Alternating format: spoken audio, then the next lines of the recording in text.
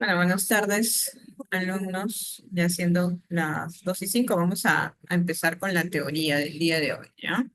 Entonces voy a compartir las diapositivas para poder empezar ya hablando un poco sobre anemias hemolíticas.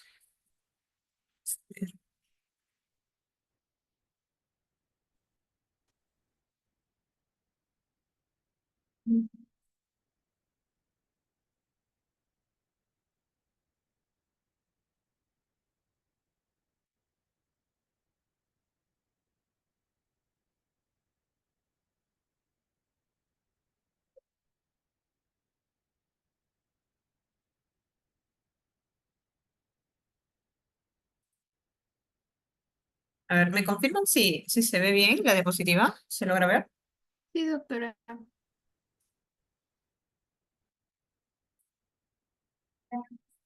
¿Me confirman, chicos, para poder empezar? Sí se puede ver, Ah, ya. Ok.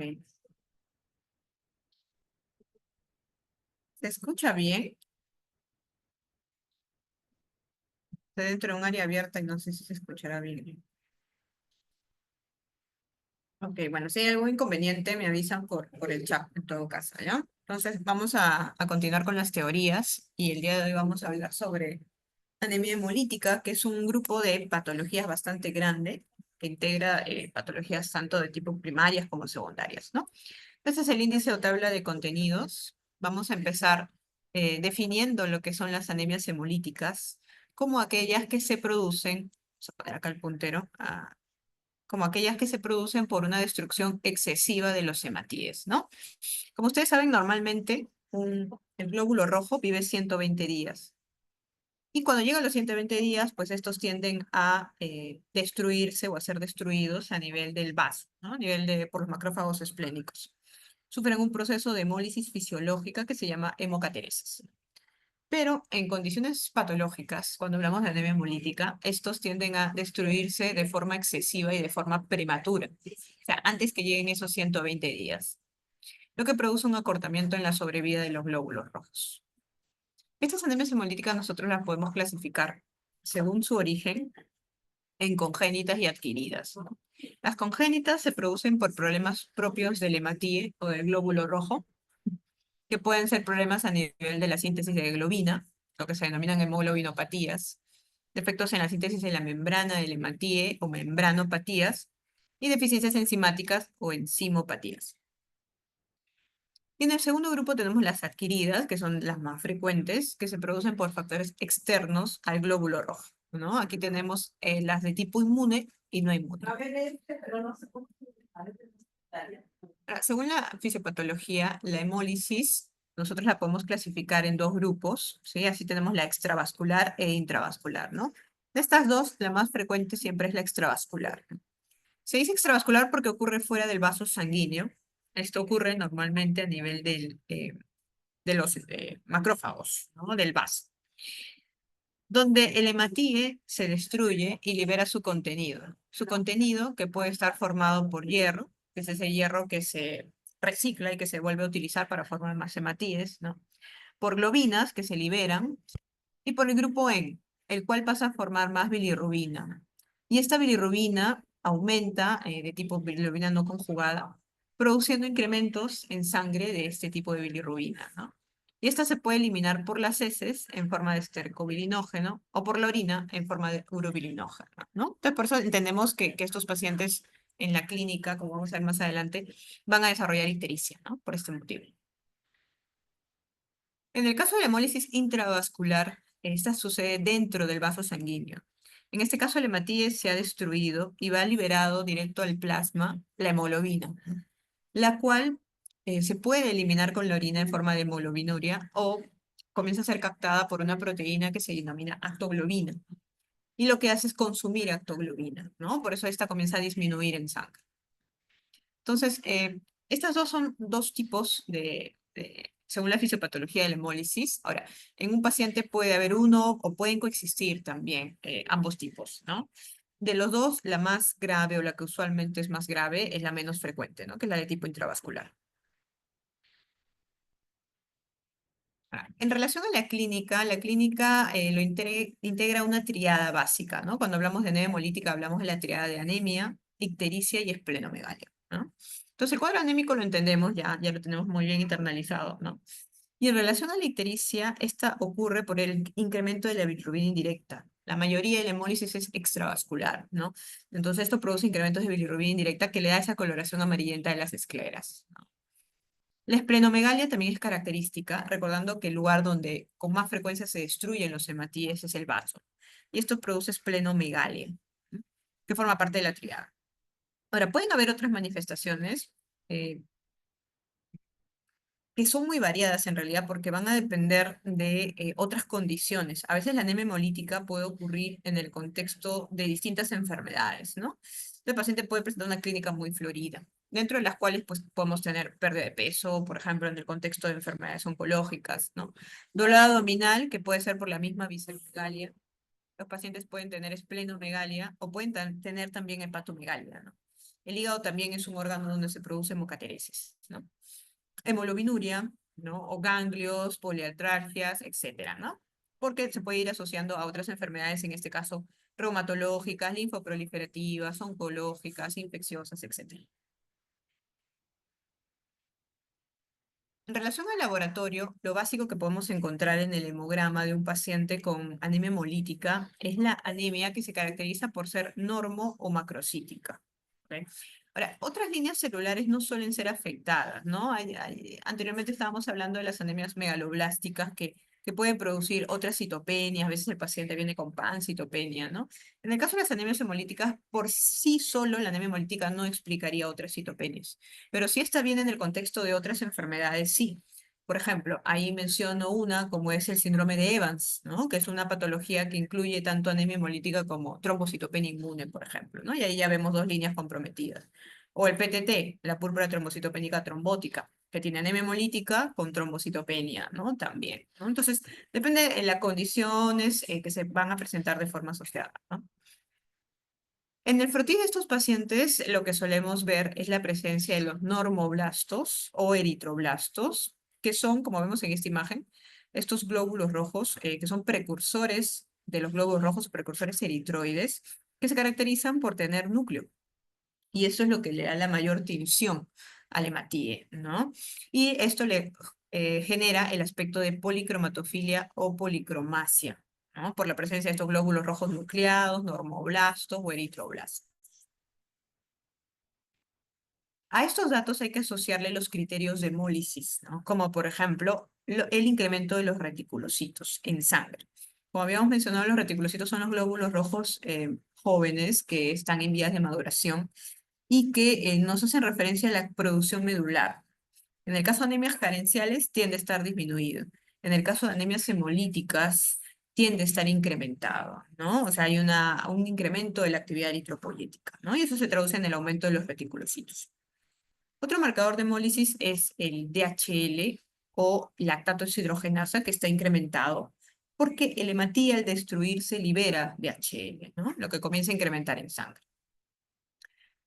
Las bilirrubinas están incrementadas, pero solo a predominio indirecto, ¿no? Lo que nos hace pensar en una hemólisis extravascular, ¿sí? Puede haber consumo de lactoglobina en el contexto de hemólisis intravascular y hemoglobinuria, ¿no? Entonces, para hacer el diagnóstico de una anemia hemolítica, pues necesitamos la anemia más los criterios de hemólisis, ¿no? Los reticulocitos altos, el DHL alto, la bilirrubina a predominio indirecto o lactoglobina baja, ¿no? Y la presencia de estos normoblastos o eritroblastos en sangre. Acá vemos un par de frotis más de sangre periférica y nuevamente acá están los normoblastos, ¿no? Estos glóbulos rojos teñidos, ¿no? Acá con núcleo que se puede observar fácilmente. Y pueden haber también otros cambios, ¿no? Por ejemplo, anemia hemolítica en el contexto de una esferocitosis hereditaria, que vamos a ver más adelante. Y tenemos aquí los hematíes esféricos, característico de la esferocitosis hereditaria, ¿no? O anemia hemolítica en el contexto de una púrpura trombocitopénica trombótica, ¿no? Y acá vamos a ver los famosos esquistocitos, ¿no? Que son aquí, que estos glóbulos rojos fragmentados, ¿no? Entonces, hay mucha variedad en la presentación de laboratorio de los pacientes con anemia hemolítica. Depende mucho del contexto, ¿no? En el que van a suceder. En relación a los diagnósticos diferenciales, pues bueno, si hablamos de anemias normocíticas, macrocíticas, pues pueden ser cualquiera de estas patologías, ¿no? Como lo mencionaba, el principal diagnóstico diferencial es la anemia megaloblástica y la anemia por sangrado, ¿no? En relación a la historia clínica. Una forma de diferenciarla es con el recuento de reticulocitos. Si estos reticulocitos se encuentran disminuidos, nos orientaría a una anemia megaloblástica, por ejemplo, ¿no? Si los reticulocitos se encontrarían aumentados tanto en las anemias macro como normo, vamos a pensar en anemias hemolíticas o anemias por sangrado, ¿no? En el caso del sangrado es importante ahondar en la historia clínica, ¿no? A esto es lo que nos va a orientar hacia el diagnóstico, ¿no? Pero en hemólisis vamos a tener los criterios de hemólisis, ¿no? Como son la bilirrubina, el DHL, la lactato deshidrogenasa, lactoglobina, todo esto alterado. Ok, entonces vamos a empezar ahora hablando sobre la clasificación de las anemias hemolíticas, ¿no? Yo les mencionaba, hay dos grandes grupos según el origen. Así tenemos las de tipo congénitas y las de tipo adquiridas, ¿no? Entonces vamos a empezar hablando de las congénitas, ¿no? Y luego continuaremos con las adquiridas. Definitivamente las congénitas son las menos frecuentes, son aquellas que se producen por problemas propios del hematíe, o sea, aquí el hematíe, el glóbulo rojo, es defectuoso, ¿no? Está dañado. Dentro de estas tenemos tres mecanismos. El más frecuente son las membranopatías o defectos en la membrana del hematíe, donde la patología característica es la eferocitosis hereditaria, ¿no? Otro mecanismo es la alteración de la síntesis de las cadenas de globina. Acá tenemos a las talasemias y a la anemia drepanocytárea. Y otro mecanismo son las deficiencias enzimáticas, como por ejemplo la deficiencia de la glucosa 6-fosfato deshidrogenasa. ¿Ok? Entonces vamos a comenzar hablando sobre las membranopatías, ¿no? O sea, antes de empezar, bueno, recordar que la mayoría de las anemias hemolíticas congénitas van a comenzar a presentar manifestaciones clínicas desde etapas tempranas de la vida, ¿no? Entonces, desde pacientes pediátricos pueden presentar la clínica característica, ¿no? Ok, entonces aquí tenemos las membranopatías, que son las más frecuentes, y dentro de las cuales está la característica que es la eferocitosis hereditaria, ¿no? Esta es la causa más frecuente de hemólisis hereditaria, hemólisis crónica. Esta se produce por un defecto en la síntesis de las proteínas de la membrana del hematíe, ¿no? Proteínas como anquirina o espectrina, ¿no? Que le dan el esqueleto estructural, ¿no? A la membrana, ¿no? Entonces, cuando se afecta la síntesis de estas proteínas, se produce un defecto en la membrana del hematíe y eso hace que los hematíes cambien en su forma y se vuelvan más esféricos, de lo que normalmente son discos bicóncavos, se hagan más esféricos, ¿no? Son pequeños, son esféricos y son bastante teñidos, ¿no? Lo que se denominan esferocitos, como lo podemos ver acá en el frotis sanguíneo. Ahora, el diagnóstico de esta patología se realiza con un examen especial que se llama test de fragilidad osmótica. ¿Sí? Como estos pacientes presentan alteraciones hemolíticas o crisis hemolíticas desde etapas tempranas, esto hace que a largo plazo se vaya acumulando bilirrubina y se vayan produciendo cálculos, ¿no? Cálculos biliares o litiasis biliar, ¿no? Que es algo muy frecuente en esos pacientes. El tratamiento de elección es la esplenectomía, en casos moderados a severos, ¿no? Y la terapia de soporte implica las transfusiones del paquete globular en casos severos y la terapia suplementaria con ácido fólico, ¿no? En estos pacientes tienen una constante destrucción de hematíes, hay un aumento de los requerimientos de folatos, ¿no? Entonces, es muy frecuente que a estos pacientes se les tenga que dar suplementación con folatos. Otro tipo de membranopatía son las elictocitosis y la estomatocitosis, ¿no? En este caso, la diferencia es evidentemente morfológica, ¿no? En el caso de los elictocitos son elongados, a diferencia de los estomatocitos, que se caracterizan por tener una hendidura central, ¿no? Como un estoma, ¿sí? Aquí la herencia predominante tanto en la esferocitosis como en elictocitosis y estomatocitosis es autosómica dominante. Es la forma como se transmite. En el segundo grupo tenemos las enzimopatías que corresponden a deficiencias enzimáticas, ¿sí? Aquí la más común es la glucosa 6-fosfato deshidrogenasa, ¿no? Y esta es una enzima que normalmente tiene el hematíe para protegerlo frente al estrés oxidativo. Entonces, ¿qué pasa si un hematíe no tiene esta enzima? Pues bueno, vulnerable al uso de agentes oxidantes o oxidativos. Por ejemplo, aquí tenemos algunos alimentos, como son las habas, ¿no? Y estos pacientes, por ejemplo, cuando consumen habas y no tienen esta enzima, pueden sufrir cuadros de hemólisis, lo que se denomina FABISO, ¿no? En este grupo no solamente están alimentos, sino también están medicamentos, como por ejemplo los salicilatos, por ejemplo el ácido acetil salicílico. Entonces, todo eso puede desencadenar crisis hemolíticas. Esta es una enfermedad de tipo ligada al cromosoma X, ¿no? Por lo tanto, las mujeres son portadoras y los varones son afectados, ¿no? El diagnóstico se realiza dosando la actividad de la enzima, que es la glucosa 6-fosfato deshidrogenasa, ¿ok? La cual está disminuida. El tratamiento es netamente de soporte, se le da en los casos moderados o leves moderados ácido fólico y en los casos severos pues transfusión de paquete globular de ser necesario, ¿no? Lo más importante es evitar que el paciente esté expuesto a agentes oxidantes, ¿no? Que pueden desencadenar esas crisis de hemólisis.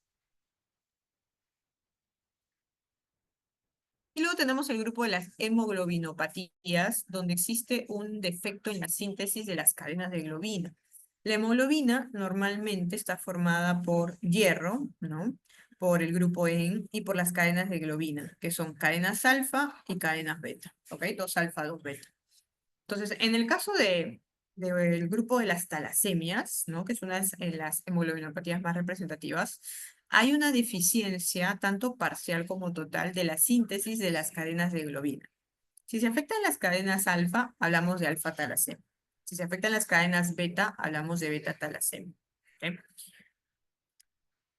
Este tipo de patología se transmite principalmente por herencia autosómica recesiva y genera glóbulos rojos que son pequeños, microcíticos e hipocrómicos. ¿Ok? El diagnóstico se realiza mediante un estudio llamado electroforesis de hemoglobina, que busca detectar esa hemoglobina alterada, ¿no? Por las cadenas beta. En el caso de la beta talasemia, por ejemplo, que es la más frecuente, tenemos la hemoglobina de tipo A2, ¿no? Que es la que podemos detectar en la electroforesis de hemoglobina. El tratamiento de erradicador es el trasplante, pero tiene sus riesgos y solo en casos severos que cumplan ciertas condiciones.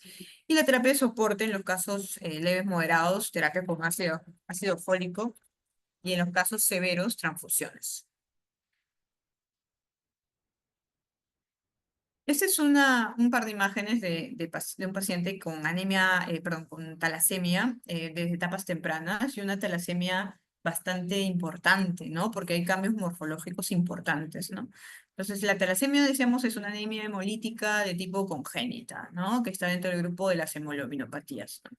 Donde los pacientes de etapas tempranas van a presentar un incremento de la actividad eritropoyética, ¿no? Frente a la destrucción de los glóbulos rojos, aumenta la actividad de la médula produciendo más o intentando producir más glóbulos rojos, ¿no? Esto hace que la médula de los huesos sea grande, ¿no? Sea grande, se aplane. Entonces hay un ensanchamiento de los huesos, sobre todo evidentes a nivel de la cabeza, ¿no? Y los huesos de la cara. Por ejemplo, acá vemos un ensanchamiento del hueso frontal, ¿no? O una protusión del hueso maxilar, ¿no? El aplanamiento del tabique nasal, ¿no? Por ejemplo, que es prominente, ¿no? Y también acá es algo muy característico, ¿no? La visceromegalia, ¿no? Es un abdomen muy distendido, probablemente por una gran hepatosplenomegalia, ¿no? Son órganos frecuentes de destrucción de Matías, ¿no? Y los huesos largos también se afectan, haciendo que estos sean mucho más frágiles a las fracturas, ¿no? A destruirse con facilidad, ¿no? En la imagen radiológica de estos pacientes, al hacer una placa, por ejemplo, de calota, se pueden ver estas como estrías, ¿no? Que vienen de la calota, lo que le da el aspecto de cráneo en cepillo, ¿no? Que es el signo de estos pacientes con talasemias, pero en talasemias ya graves, ¿no? Desde etapas tempranas. Ahora, la talasemia entonces, decimos, produce una anemia microcítica, ¿no? Y cuando veíamos las anemias microcíticas en la primera charla, pues estaba dentro de nuestro diagnóstico diferencial y después de la ferropenia y después de la anemia por enfermedad crónica, ¿no? Entonces, ¿cómo diferenciamos entre una y otra? ¿No? El principal diagnóstico diferencial es deficiencia de hierro, ¿no? En este caso, todas son microcíticas. Una forma de diferenciarlas es apoyándonos en el ADE o la amplitud de distribución eritrocitaria, que las anemias carenciales tiende a estar aumentada, a diferencia de las talasemias, que tiende a estar normal. Y haciendo un perfil de hierro, al menos ferritina, ¿no? Que está disminuida en la deficiencia de hierro, en las talasemias no tendría por qué afectarse, ¿sí? Y lo otro es haciendo el diagnóstico específico de talasemia con electroforesis de hemoglobina, ¿no? La más frecuente, que es la beta-talasemia, produce una hemoglobina alterada, que es la hemoglobina 2, ¿no? La que se encuentra incrementada en sangre, ¿no? Entonces, de esta forma uno puede llegar al diagnóstico. Ahora, la microcitosis de las anemias ferropénicas suele ser más acentuada que las microcitosis de las talasemias o de las anemias por enfermedades crónicas, ¿no? Ok, en otro grupo de hemoglobinopatías, aparte de las talasemias, tenemos la anemia drepanocítica o anemia de células falciformes, ¿no? En este caso, se ha producido un cambio en los aminoácidos de las cadenas beta-globina. Se ha cambiado la valina por el ácido glutámico. Ujú. Esto genera el incremento de una hemoglobina alterada que se denomina hemoglobina S. ¿Ok? Lo que da lugar a hematíes, que son hematíes falciformes. Algunos le dicen en forma de plátano, ¿no? Que estos son estos hematíes elongados. Esto es lo que genera las crisis hemolíticas. ¿Sí? Entonces, el paciente puede tener la triada clásica de la anemia hemolítica, como es la anemia, la ictericia, la visceromegalia, ¿no? Y puede también aquejarse de dolor óseo, ¿no? Por estas crisis que suceden. El diagnóstico se realiza también con la electroforesis de hemoglobina, al igual que en el caso de las talasemias, ¿no? Pero aquí es otro tipo de hemoglobina la que está incrementada, que es la hemoglobina S. El tratamiento de elección en casos severos, trasplante, ¿no? Y en otros casos, dependiendo la condición, hidroxicarbamida, que es un medicamento que se utiliza para reducir los niveles de hemoglobina S y de esa forma evitar las crisis hemolíticas. Y en los casos severos, pues sí, transfusiones, ¿no? De paquete globular. Ok, entonces hasta ahí tenemos las anemias hemolíticas de tipo congénita, ¿no? Que son las menos frecuentes. Ahora vamos a hablar de las anemias hemolíticas adquiridas, que es el grupo más frecuente. Se dice que es adquirida porque se ha producido por problemas externos a la hepatía, ¿ok? Em, por lo tanto, la hepatía es normal, la hepatía no es defectuoso, ¿no? El problema está fuera en el entorno. Estas pueden ser mediadas por mecanismos inmunes o no inmunes, ¿sí? El test que nos permite diferenciar uno de otro es la prueba de Kunz directo o test de Kunz directo, ¿ok? Si este es positivo, estamos en el grupo de las anemias hemolíticas inmunes. De ser negativo, estamos en las no inmunes, ¿no? Como vamos a ver en las no inmunes, vamos a mencionar por ahí las de tipo mecánicas, como el PTT, infecciosas o mediadas por agentes químicos físicos. Ok, entonces empezamos hablando de las anemias hemolíticas inmunes, que son aquellas que tienen anemia con criterio de hemólisis, ¿sí? Y un test de Kunz directo positivo, ¿no? Lo que nos da el diagnóstico, ¿sí? Si sale negativo, pues hay que pensar en una anemia hemolítica congénita, hay que pensar en una anemia hemolítica no inmune, ¿no? Ahora, se dice que son inmunes porque son mediadas por anticuerpos.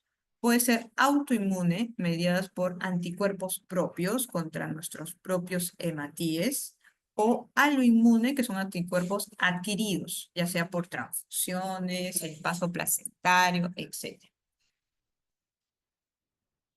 Pues aquí la prueba que nos permite hacer el diagnóstico es el test de Kunz directo, ¿ok? Que esta es la que nos va a permitir decir si esto es inmune o no, ¿no? Esta prueba lo que hace es detectar esos anticuerpos que están unidos contra los antígenos de los hematíes, ¿no? También se le llama test de antiglobulina directa. ¿Ok? Entonces, esta prueba se realiza de la siguiente forma, ¿no? Se toma una muestra de sangre del paciente, que presumimos que tiene hemolítica, porque tiene anticuerpos fijos a sus hematíes, y se le coloca el reactivo de Coombs. Si esto aglutina, se considera positiva, ¿no?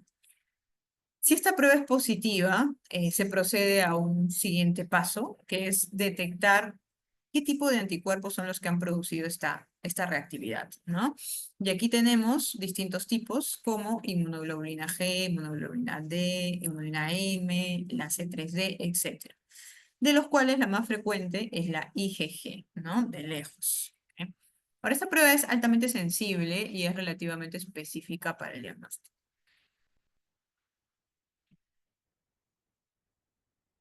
Dentro del grupo de las inmunes tenemos las autoinmunes, ¿no? Recordando, son aquellas que se producen por anticuerpos propios. Nuestros propios anticuerpos destruyen nuestros propios hematíes, ¿ok?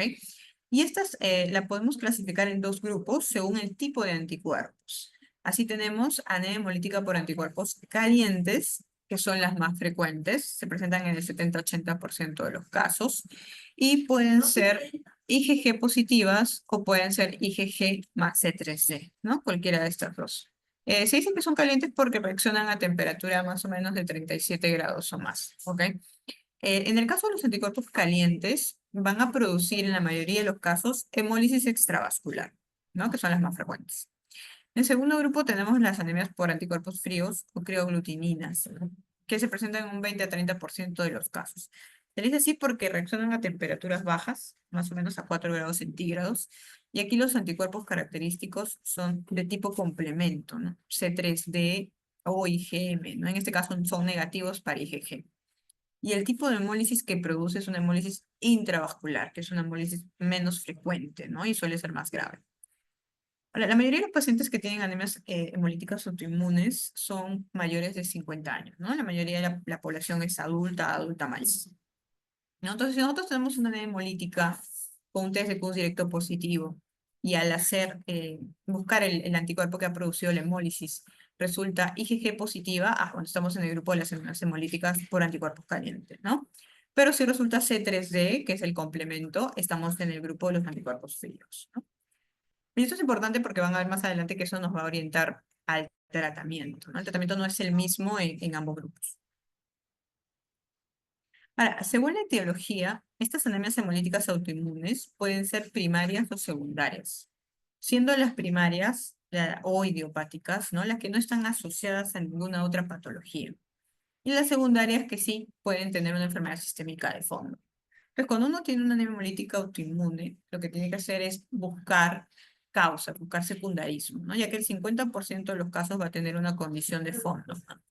Dentro de los cuales, por ejemplo, en el caso de las anemias por anticuerpos fríos, tenemos enfermedades oncológicas o linfoproliferativas, ¿no? Como por ejemplo los linfomas, por ejemplo la leucemia linfocítica crónica.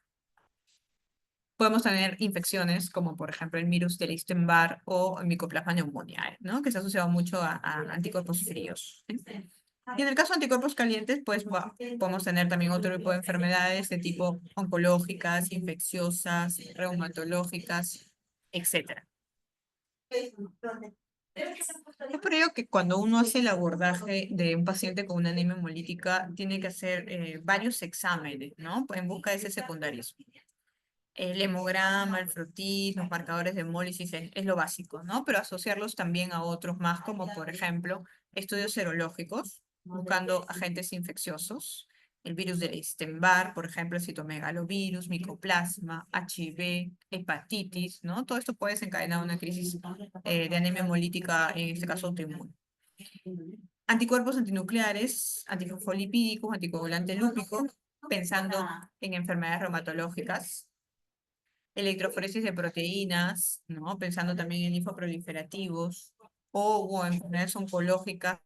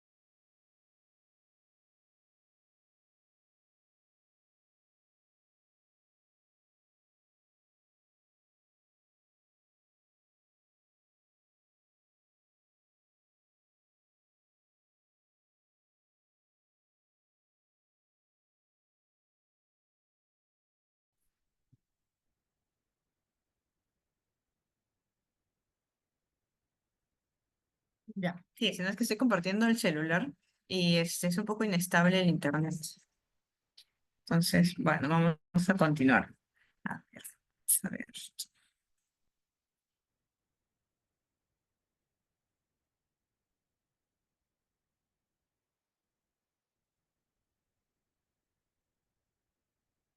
Ya, ok, ok. Ya, entonces nos quedamos en los estudios complementarios.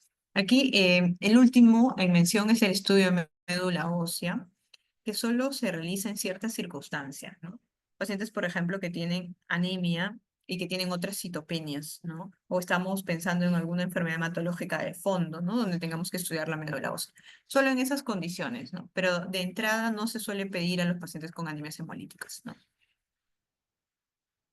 Ok, veamos este caso. Vamos a ver, chicos, en base a lo que más o menos hemos mencionado. Se trata, bueno, este paciente, aquí tenemos algunas imágenes para que vean el examen físico del paciente, ¿no? A grosso modo, que es lo que resalta.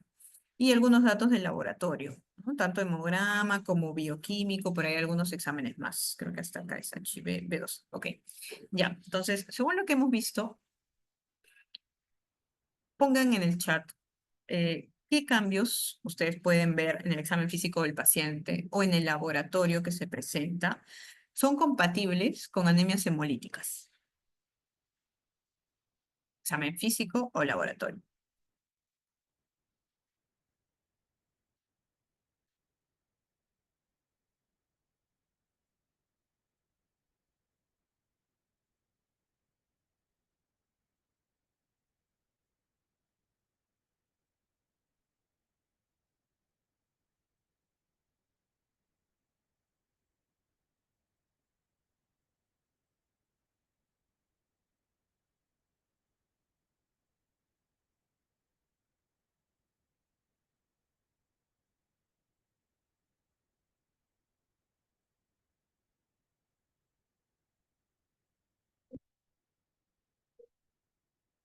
¿Algún comentario, chicos, al examen físico o laboratorio en el chat, ¿ya?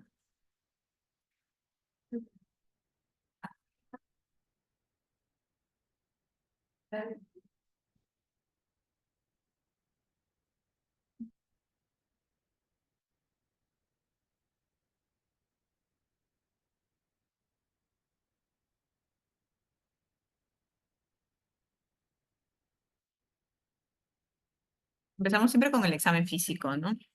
Acá hay algo que llama mucho la atención. Cuando el paciente se pone de costado, no se puede observar la coloración de las escleras, ¿no? No es netamente blanquecina, que no tiene un tic ictérico, ¿sí? Hay un exoftalmos, ¿no? Hay una protrusión ocular importante, ¿no? Tiene los ojos grandes, ¿no? Y eso es algo evidente. En el examen laboratorial, en el hemograma, tenemos una anemia severa, ¿no? Es una anemia severa, es una anemia normocítica. El DHL, que es un marcador de hemólisis, lo tiene incrementado. Los reticulocitos lo tienen incrementados. La bilirrubina, ajá, está incrementada, pero domina indirecto. Incluso tiene un CUS directo, ¿no? Miren, ya da bastante información, que sale positivo y bastante positivo porque son tres cruces, ¿no? En el tipo de anticuerpo que detectan es IgG, por ahí habíamos mencionado el tipo de anticuerpo.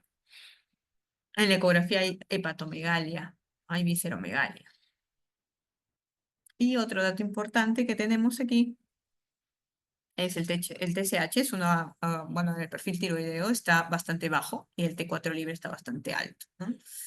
Am, Aparentemente es negativo para HIV y para PDRL, ¿no? Entonces, ¿qué nos dice este caso clínico? Bueno, es un paciente que tiene una anemia severa con criterios de hemólisis, una anemia hemolítica. Por el CUS directo podemos decir que es una anemia hemolítica autoinmune.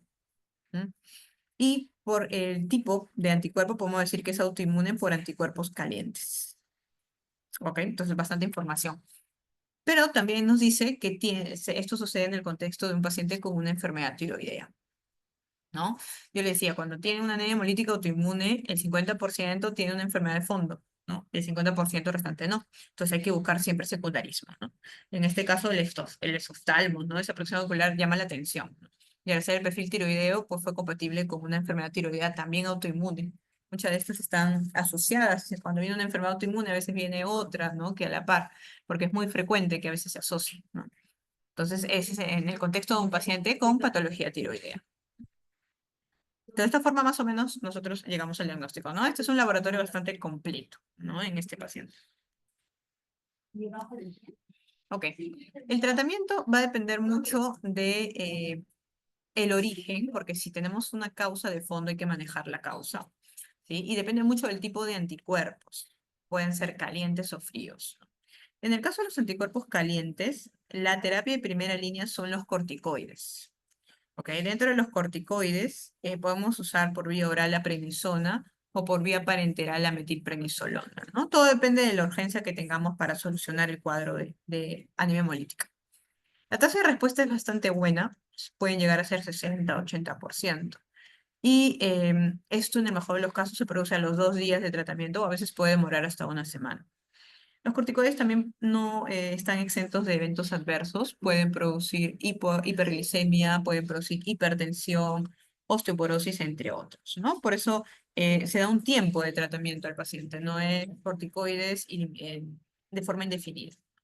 Ahora, estos se indican porque los corticoides lo que hacen es buscar reducir la producción de anticuerpos, ¿no? Y de esta forma tratar de apagar la crisis de hemólisis. Como terapia en segunda línea, tenemos el rituximab, que es un anticuerpo monoclonal.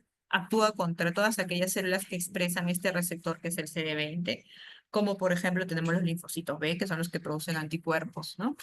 El porcentaje de respuesta también es bueno, de 20 a 70%, y como todo medicamento no está exento de eventos adversos, puede producir sobre todo durante la colocación, la infusión de rituximab, puede producir fiebre o puede producir hipotensión. Lo bueno es que la respuesta es bastante buena en cuanto a porcentajes, ¿no? Y tiende a sostenerse en el tiempo. Luego tenemos los inmunosupresores, ¿no? Como azathropina, ciclofosfamida y una serie de medicamentos, ¿no? Que también tratan de reducir los niveles de anticuerpos, ¿no? Y por último, mencionar la esplenectomía, ¿no? Porque antes se usaba como segunda línea, pero ahora ya es bastante relegada, que es sacarle el vaso al paciente, ¿no? Una cirugía que lo que busca es sacar ese sitio donde se destruyen los hematíes. Lo bueno es que tiene una tasa de respuesta bastante buena, hasta el 80%, y sostenida en el tiempo, y suele ser rápida, ¿no? El paciente a veces puede prestar respuesta de forma inmediata o a las 24 horas. Lo malo que significa quitarle un órgano al paciente, ¿no? Entonces, pacientes a veces, cuando uno les propone la esplenectomía, pues, no están muy de acuerdo, ¿no? Y como toda cirugía, tiene sus complicaciones también, ¿no? Puede producir infecciones, pueden haber eventos trombóticos, entre otros, ¿no? Entonces, es una opción, pero que es una opción que hoy en día no lo utilizamos ni como primera ni como segunda línea, ¿no? Ya está un poco más relegada. En el caso de los anticuerpos fríos, aquí sí no solemos usar corticoides, lo que utilizamos es rituximab o en algunos casos también inmunosupresores, ¿no? En líneas generales, lo que se recomienda a un paciente con anemia hemolítica por anticuerpos fríos es evitar la exposición a temperaturas frías, ¿no? Que es lo más importante, porque el frío desencadena las crisis de hemólisis. Ahora, en casos de pacientes que vienen con anemias hemolíticas severas, ¿no? Por estos anticuerpos, ah, y hay compromiso hemodinámico, hay compromiso de la vida, ¿no? Es potencialmente mortal, pues ahí está indicado la transfusión de paquete globular, ¿no? De forma rutinaria no se recomienda porque puede agravar la hemólisis, ¿no? Puede aumentar la presencia de anticuerpos, ¿no? Si normalmente uno está produciendo anticuerpos contra sus propios glóbulos rojos, em, si yo le doy sangre de otra persona, puede producir anticuerpos contra también esos hematíes, ¿no? Con más razón. ¿No? Entonces solamente se indica en situaciones de emergencia, ¿no? Y como cuando hay compromiso de la vida. Con la infusión, cuando se realiza, debe ser lenta y de preferencia utilizar el paquete menos compatible. Y otro grupo también tenemos de enemias hemolíticas inmunes inducidas por drogas, ¿no? Hoy en día sabemos que hay como más de 100 medicamentos que se conoce su asociación con anemia hemolítica, dentro de los cuales los más frecuentes son los antibióticos, como penicilinas, ¿no? Algunos antihipertensivos, como metildopa, AINES o antiinflamatorios no esteroideos y la levodopa. Acá lo que se recomienda es suspender el medicamento, ¿no? Que está produciendo el problema. Y si se ha producido anticuerpos, si son calientes, manejarlo con corticoides, ¿no? O si son fríos, pues manejarlo con otros inmunosupresores, ¿no? En casos moderados a severos. En casos graves, de ser necesario, se puede usar la transfusión de paquete globular. Esto obviamente se ve más frecuente en adultos mayores, ¿no? Por el tema de la polifarmacia, ¿no? Entonces aquí es más que todo identificar la causa y suspenderla. En el grupo de las no inmunes, aquí tenemos las de tipo mecánicas, ¿sí? Las que se pueden producir por dispositivos, ¿no? Como son las prótesis valvulares, ¿no? Más que todo son dispositivos cardíacos. Las prótesis valvulares, la circulación extracorpórea, entre otros, ¿no? Y en este grupo también se encuentran las microangiopatías trombóticas, ¿no? Como es el caso de la PTT, que vamos a hablar unos slides al final. Pueden ser también de tipo infecciosas, desencadenadas por bacterias, desencadenadas por hongos también, ¿no? Pero son menos frecuentes. Ok, entonces acá vamos a hablar un poquito de dos patologías, ¿no? Que pueden incluir a la anemia hemolítica como parte de su presentación, como es la hemoglobinuria paroxística nocturna, y luego vamos a hablar un poco sobre PTT, ¿no? Entonces, la hemoglobinuria paroxística nocturna es una enfermedad clonal, es una enfermedad adquirida, una enfermedad rara, crónica, que afecta a la médula a nivel de la célula madre hematopoyética, ¿no? En este caso, el problema es en un gen, que es el gen PIGA, ¿no? Que se encuentra en el cromosoma X. Esta mutación de este gen produce una disminución en la síntesis de proteínas de anclaje de las células madre de la médula, como son las proteínas C55 y C59, ¿no? Estas proteínas se encargan de que la célula madre esté bien anclada a la médula, ¿no? Y que no sufra el efecto del complemento. Entonces, ¿qué pasa si hay deficiencia en la síntesis de estas proteínas? Pues las células madres son fácilmente destruidas por el complemento, lo que genera los cuadros de hemólisis. Entonces, esto aparece a cualquier edad o en cualquier etapa de la vida. Es más frecuente en adultos, sobre todo adultos mujeres, entre 30 y 50 años. Entonces, parte de la presentación clínica del paciente con hemoglobinuria paroxística nocturna es la anemia por hemólisis intravascular, ¿no? De tipo intravascular. Esto va a generar que la hemoglobina se libere al plasma y produzca hemoglobinuria. ¿Sí? Como afecta a la célula madre, esta patología puede asociarse a otras citopenias, ¿no? El paciente puede presentar leucopenia, puede presentar plaquetopenia, pancitopenia. Y la activación de las plaquetas desencadena la liberación de factores protrombóticos, lo que se traduce en trombosis, ¿no? Lo cual ocurre con frecuencia en sitios raros o sitios poco usuales, ¿no? Ahora, la liberación de hemoglobina también al plasma es un potente neutralizador del óxido nítrico, ¿no? Y esto genera cuadros de vasoconstricción sistémica a distintos niveles, ¿no? Por eso se dice que la hemoglobinuria paroxística nocturna es una enfermedad multisistémica, afecta múltiples niveles, ¿no? Esa vasoconstricción se puede traducir en una falla renal aguda, se puede traducir en una disfunción eréctil, en un dolor abdominal intenso, ¿no? En una isquemia intestinal, etc. El término hemoglobinuria, entonces, es por la presencia de la hemoglobina, ¿no? En orina, por el tipo de hemólisis que produce. Es paroxística, se dice porque es algo esporádico, y tiende a recurrir, ¿ok?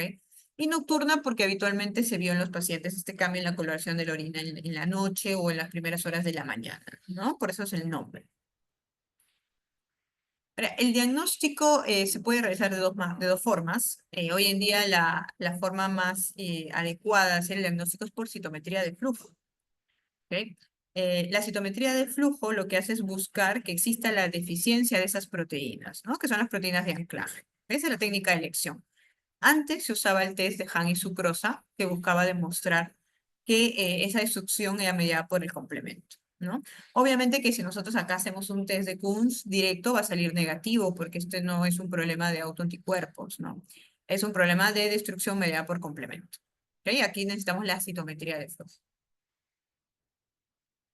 Ahora, el tratamiento del HPN usualmente es terapia de soporte. Aquí utilizamos, en casos severos, pues transfusiones. Si no es el caso, suplementación con ácido fólico y hierro oral, ¿no?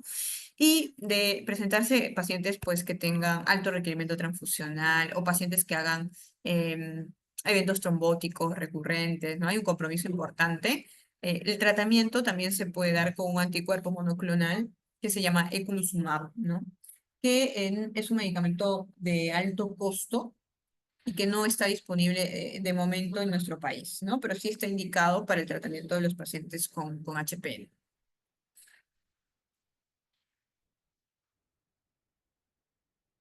Y luego tenemos el rubro de las microangiopatías trombóticas. Esto es dentro de las anemias hemolíticas de tipo no inmunes, ¿no? Acá mediadas por causas mecánicas. Este es un grupo de patologías que se caracterizan por producir anemia hemolítica y también trombocitopenia, ¿no? Definitivamente aquí la más frecuente es la PTT o la púrpura trombocitopénica trombótica, ¿no? Que es la cual vamos a hablar.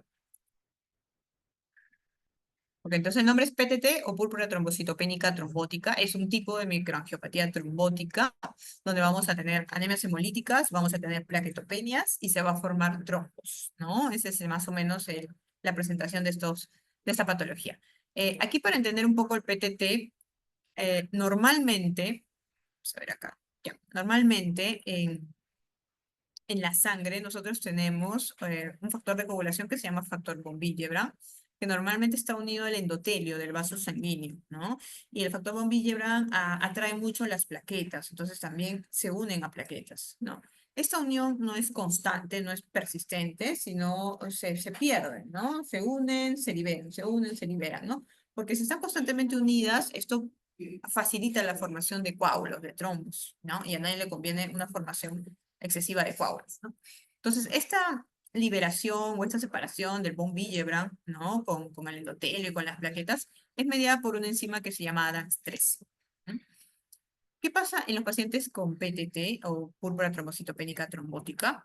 Estos pacientes no tienen ADAX13 o tienen anticuerpos contra la ADAX13, ¿no? Entonces, hace que esta enzima no actúe. Y por lo tanto, si no actúa, el factor von Willebrand está constantemente unido al endotelio, ¿no? Y a las plaquetas, lo que genera trombosis, empezando por pequeños vasos y yendo pues a grandes vasos, ¿no? O sea, un cuadro de trombos recurrentes. Pues el diagnóstico se realiza dosando los niveles de ADAMS 13, que se encuentra por debajo del 10%, ¿no? Para hacer el diagnóstico. Entonces, esta púrpura trombocitopénica incluye anemia hemolítica, que es una anemia hemolítica microangiopática, ¿ok? Porque por causas mecánicas. Trombocitopenia por consumo, y que suele ser una trombocitopenia severa. Fiebre puede haber en algunos casos, alteraciones neurológicas, ¿sí? Y alteraciones en la función renal, ¿no? Que a veces se traducen como hematuria, proteinuria, etc. Ahora, el dato más importante en el frotis sanguíneo es la presencia de los esquistocitos, ¿no? Ese es el sello característico que hace el diagnóstico, ¿sí? Estos esquistocitos son hematíes fragmentados, ¿no? Basta con encontrar uno para poder llegar al diagnóstico. Entonces, eso es el sello clásico del PTT. Entonces, cuando uno tiene una anemia con criterio de hemólisis y tiene un paciente que está muy comprometido, desde el punto de vista hemodinámico, o tiene trombosis, o tiene falla renal, o tiene esquistocitos en sangre, reportan esquistocitos en el frotis, pues hay que pensar en un PTT, ¿no? Y el PTT entonces es una condición de emergencia o de urgencia, donde uno debe manejarlo ya, ¿no? Por el riesgo de la mortalidad que puede implicar el cuadro. El tratamiento de la microangiopatía trombótica consiste en realizar sesiones de plasmaféresis, donde se hace recambio plasmático para, si el paciente tiene anticuerpos contra el ADAS13, remover esos anticuerpos. Si no tiene ADAS13, con el plasma normal, reponer ese ADAS13, ¿no? Eso es lo que busca la plasmaféresis, ¿no? Y se debe hacer cuantas sesiones sean necesarias, ¿no? Esto se va monitorizando con las plaquetas del paciente, la hemoglobina del paciente, los criterios de hemólisis, ¿no? Que deberían ir mejorando. ¿Ok? También se puede hacer uso de corticoides porque estos buscan, si en caso hablamos de anticuerpos, reducir la producción de estos anticuerpos, ¿no? En este caso se utilizan corticoides por vía parenteral o endovenosa, ¿no? La recomendación ante un cuadro que es un cuadro de emergencia. Ok. Entonces, terminamos con este caso clínico, que se trata de una paciente mujer, una paciente mujer de 62 años, adulta mayor, que no tiene antecedentes y que tiene un tiempo de enfermedad de 5 días, más o menos. La paciente ingresa por emergencia, ¿ok? Ingresa por malestar general, ingresa por hiporexia. Y el examen físico tiene petequias en tórax y tiene hematomas en miembros superiores, ¿no? En miembro superior izquierdo, me refiero, ¿ok? Es una paciente mujer que entra por emergencia, que entra con un tiempo de enfermedad corto, con síntomas generales y con signos de sangrado, ¿no? Petequias, hematomas, ¿ok? En el hemograma de la paciente lo que podemos ver que hay anemia, una anemia moderada, ¿no? Hay plaquetopenia, una plaquetopenia severa, ¿sí? Como podemos ver. Se le hace un test de Kuhns, cual sale negativo, ¿sí? Se le hace un perfil de coagulación, bueno, acá ya nos dan el valor de las 13. Normalmente, no, de forma convencional no se pide las 13 porque no está disponible en la mayoría de los hospitales. Pero acá, bueno, ya le hicieron y la actividad resultó el 0%, ¿no? Si recordamos, una actividad disminuida de las 13 se considera debajo del 10%. ¿Ok? En la bioquímica de este paciente tenemos que las bilirrubinas totales están aumentadas a premio indirecto, ¿sí? Tenemos un DHL alto, ¿no? Como datos en la bioquímica. En el frotis, un dato importante es la presencia de los esquistocitos, la policromacia, presencia de esquistocitos, ¿no? Le hacemos un examen de orina, hay proteinuria, ¿no? Hay hemoglobina también en orina, ¿no? Y bueno, perfil autoinmune, me imagino buscando secundarismo y sale negativo, ¿no? Entonces, este caso es compatible con un PTT, ¿no? En este caso, un paciente que viene por emergencia, con un tiempo corto de enfermedad, con signos de sangrado, ¿sí?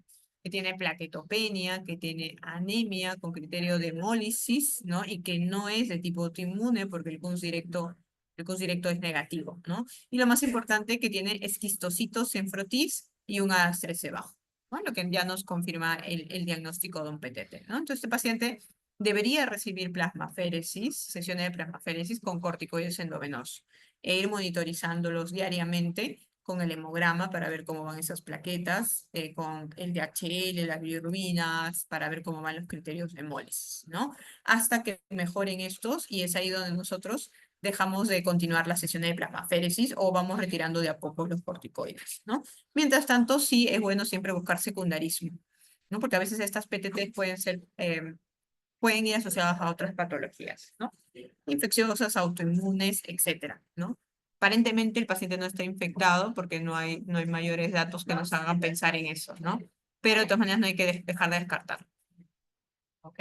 Entonces es un caso bastante característico del PTT. Ok, ok, chicos, nos hemos terminado con eso. ¿Tienen alguna pregunta o alguna duda, algo que no haya quedado claro?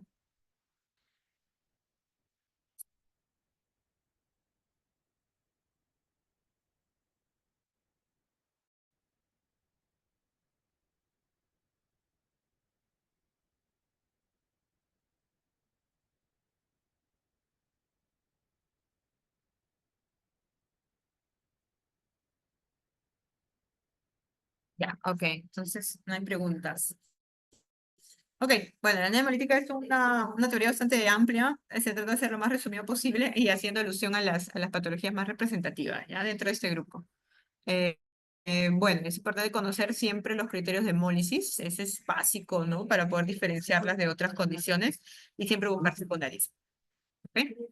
Pues chicos, si no hay preguntas, entonces hemos terminado la sesión de hoy. ¿Ok? Bueno, buen día, que tengan buen día, hasta luego. Hasta luego, doctora. Hasta luego, doctora.